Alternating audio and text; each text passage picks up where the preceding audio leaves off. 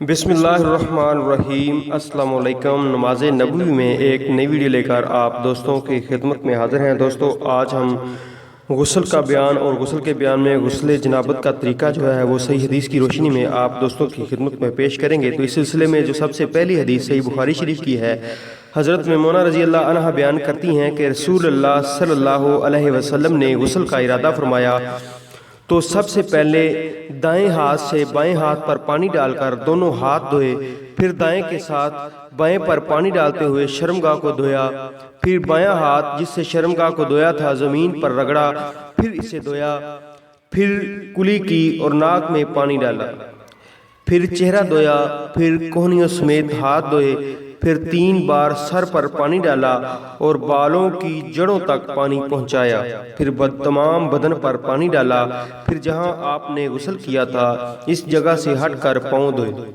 حافظ ابن حجر رحمۃ اللہ علیہ فرماتے ہیں کہ کسی حدیث میں غسل جنابت کا وضو کرتے وقت سر کے مسح کا ذکر نہیں ہے۔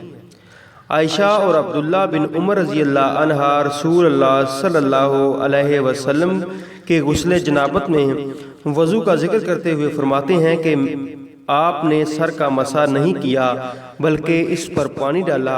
امام نسائی نے اس حدیث پر باب باندھا ہے جنابت کے وضو میں سر کا مسح ترک کرنا۔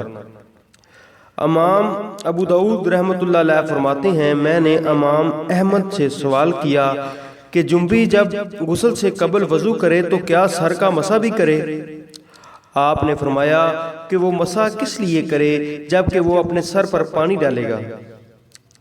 امی عائشہ رضی اللہ عنہا نے کہا میں اور رسول اللہ صلی اللہ علیہ وسلم ایک برتن سے نہاتے اور دونوں اس سے چلو بھر بھر کے لیتے تھے۔